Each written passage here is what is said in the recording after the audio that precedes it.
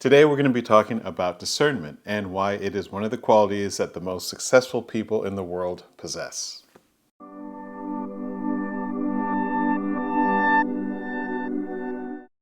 Now, discernment isn't one of those words that we use a lot. Oftentimes, people will talk more about someone having good judgment as opposed to being discerning or having discernment. But what we're going to do is we're going to break down what discernment means, especially for us when we talk about discernment in mind stage, to really help us to appreciate not only what it is, why it's so much more than just having good judgment, and also how you can develop discernment. So the first thing that we're going to say is that you can develop discernment, or discernment is the combination of 4 different elements. So the first one is having a gut instinct or a gut feeling. People who are discerning are aware that they have gut feelings. They listen to their gut. They listen to their gut instincts. It's just something that a person might feel without truly knowing why they feel that way about a person, a situation, a business deal, whatever the case may be.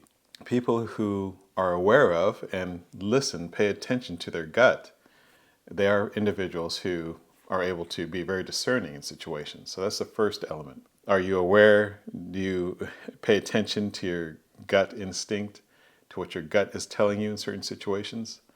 If you are aware of that and do that, that helps you to be discerning. Now, the second is very similar. The second element has to do with having good intuition.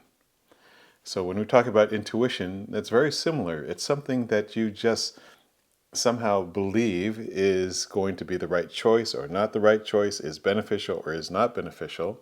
It's a feeling you have, but rather than it just being an emotion or a gut feeling, usually intuition is based on something that you can recall. Even when you have a gut instinct, it is based on your experience in life, things that you know, all the data that you have and information you have in your mind. But with a gut instinct, you might not be able to really express why you feel that way.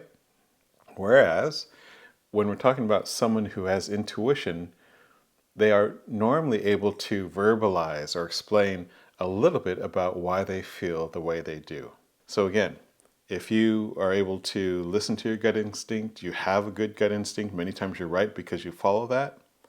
And if you have good intuition, that is, you can take everything you know about the subject, everything you've experienced, read, heard, discussed, and if you can take that and when put in a situation, you're able to apply that so that you come up with an idea of what to do, you're on your way to being a very discerning person, because people who are discerning take advantage of those 2 things.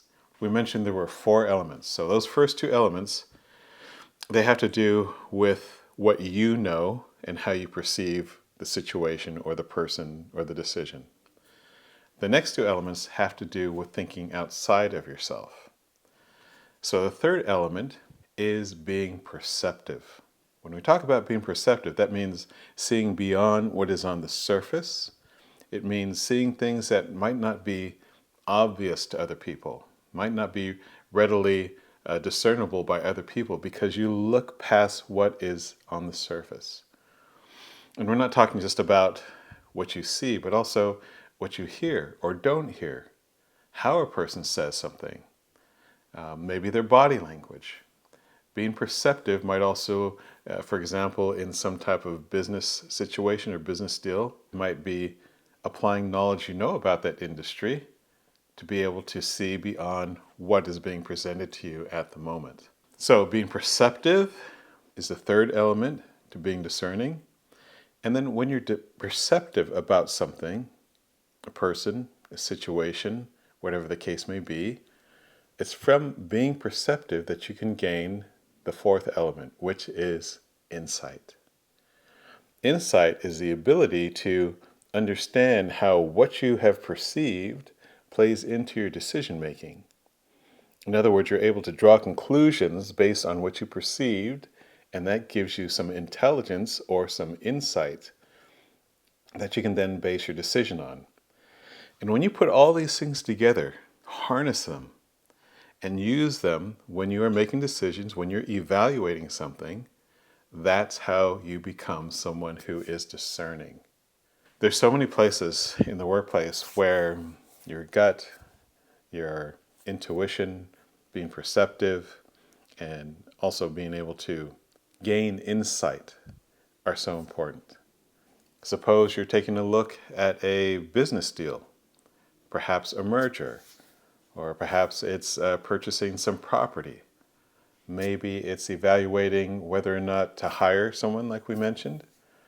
It could be evaluating a certain feature for a project or a product or an application. All of this takes discernment, and in order to be discerning, you have to know those four elements that help you to be discerning, so that, of course, you can develop them more should you need to. So hopefully you appreciate now why discernment is so important and what's involved in being discerning.